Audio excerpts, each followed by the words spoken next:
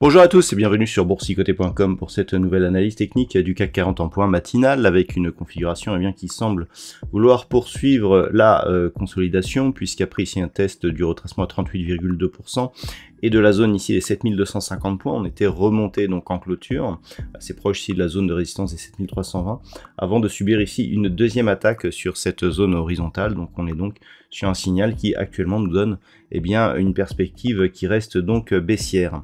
Au niveau des indicateurs techniques, nous sommes dans une configuration qui ne change pas. On a toujours ici une baisse assez marquée sur les histogrammes du MACD ainsi que sur le RSI qui est toujours sur une trajectoire de sortie de sa zone de surachat avec ici cassure donc de la zone 50. Donc quelque part le signal que nous avons eu hier, il nous avait donné une pause puisqu'en clôture on était revenu ici à proximité de cette zone des 7320, mais avec l'ouverture du jour on voit que on a d'ores et déjà un nouveau plus bas significatif de tendance très court terme et donc on entretient ici la dynamique selon laquelle on évoluerait dans cette espèce de trend baissier qui nous donne donc une configuration en drapeau. Donc la configuration en drapeau logiquement est une figure de continuité.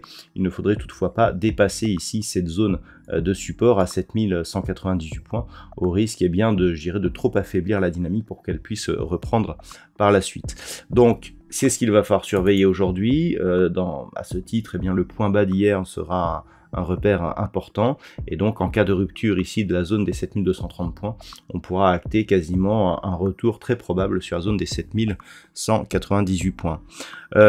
Au niveau du palmarès, les hausses sont assez peu nombreuses, on a 6 valeurs en hausse au moment où je vous parle, donc Danone et Stellantis gagnent 1,80 et 1,45% respectivement.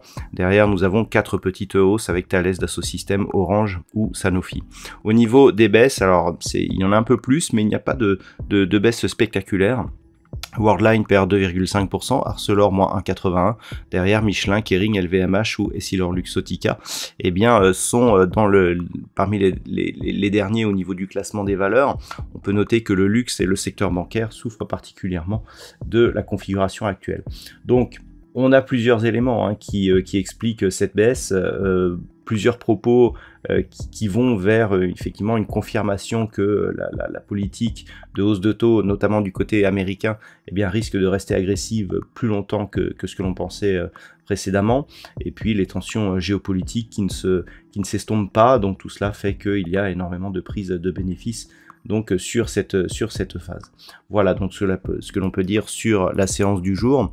Au niveau de la macroéconomie, alors, nous avons eu au niveau de la Nouvelle-Zélande, la Banque centrale de Nouvelle-Zélande qui a communiqué sur ses taux avec donc un relèvement de 50 points de base.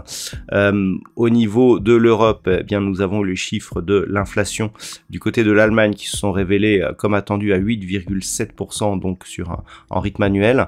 Nous aurons à 10 h le chiffre IFO, le climat des affaires, donc qui sera diffusé là aussi au niveau de l'Allemagne.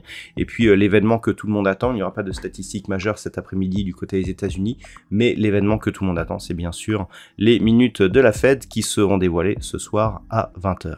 Voilà donc ce que l'on peut dire pour cette séance. Je vous souhaite de passer une bonne journée. On se retrouve dès ce soir pour toutes les autres analyses techniques du site boursicoté.com.